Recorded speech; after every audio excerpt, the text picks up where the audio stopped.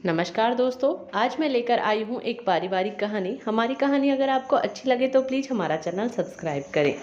एक दिन सोकर उठी थी कि बस सारा बदन दर्द से टूट रहा था और मेरा माथा एकदम गर्म था।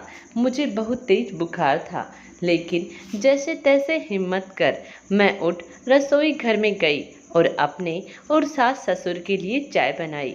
बाहर बालकोनी में सास ससुर बैठे सुबह के अखबार और चाय के मज़े लेते थे। लेकिन मैं जैसे ही चाय लेकर गई और कहा, मम्मी जी चाय, सासू माँ जया जी बोली, बहू ये कोई वक्त है चाय का? अब उठी हो तुम, जाओ जाकर घड़ी देखो। मुझे लगा नाश्ता लाई हो, लेकिन चाय हम कब के पी चुके। और मैं चुपचाप रसोई घर में चली आई। देखा तो सुबह के 10 बज चुके थे। मेरी आंखें ही नहीं खुली थी। मैंने डब्बे में से 2 रस लिए और चाय लेकर हॉल में आ गई। चाय पीते पीते मैं अपने ख्यालों में चली गई। मेरा नाम रोहिणी है।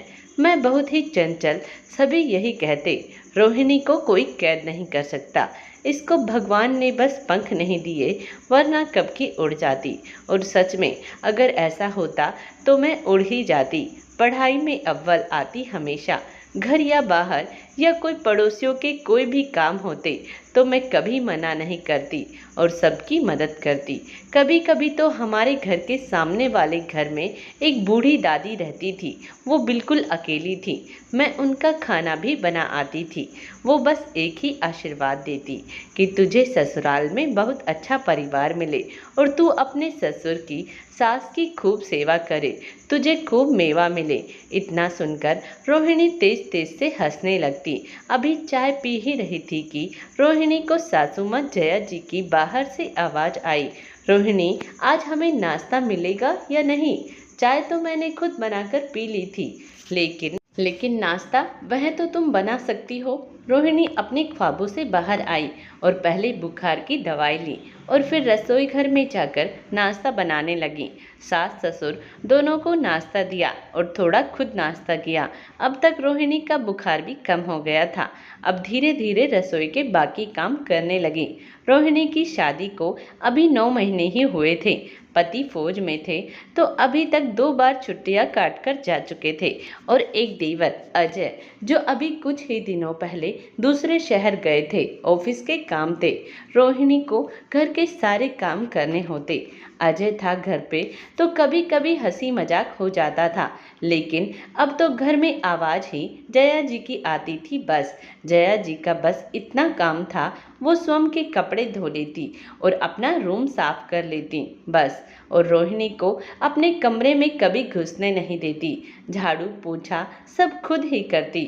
जया जी अपने पति को भी कभी अकेला नहीं छोड़ती थी।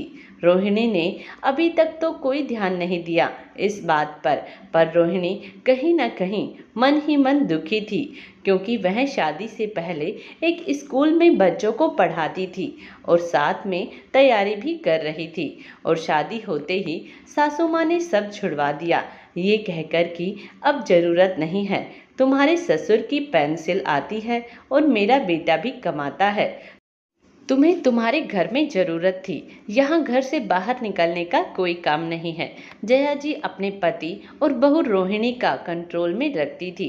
रोहिणी सोचती, सच में मेरे पंख नहीं हैं, वरना मैं यहाँ से उड़ ही जाती।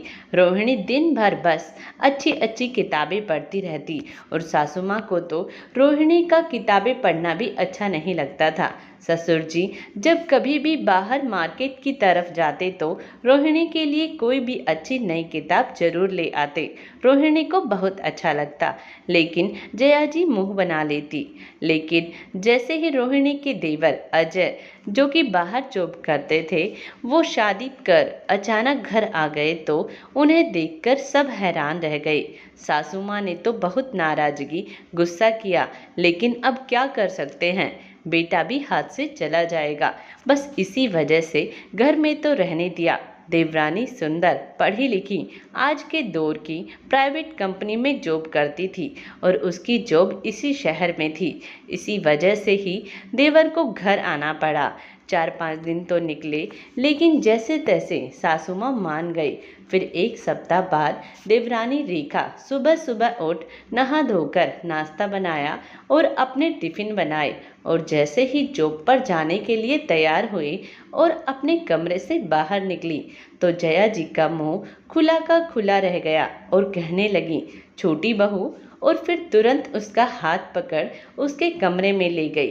फिर पता नहीं सासू माँ ने उसे क्या कहा और क्या नहीं, बस घर में हंगामा हो गया।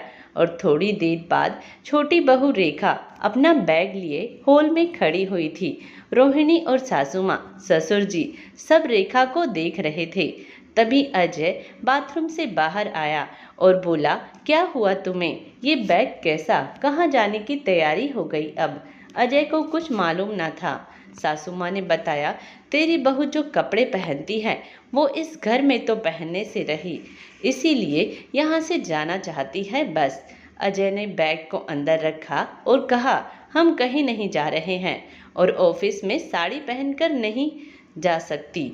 आप भाभी की तरह सभी को अपने कंट्रोल में नहीं रख सकते। आप तो अपने कमरे में भी भाभी को कभी नहीं जाने देती। अरे शर्म आती है माँ, आप पापा पर भी शक करती है। बहुएं बेटी समान होती है। जब पापा भाभी के लिए कोई किताब भी लाकर देते हैं तब भी आपको अच्छा नहीं लगता। हमेशा पापा के साथ रहना, 1 मिनट के लिए भी उन्हें अपने से दूर नहीं करना। मैं सब समझता हूँ, ये सब किसी लिए है। और पापा, आप सब जानते हैं फिर भी ये सब क्यों सहन कर रहे हैं? और भाभी, आप क्यों सहन कर रही हो? जब भैया ने तो आपको मना नहीं किया जॉब के लिए।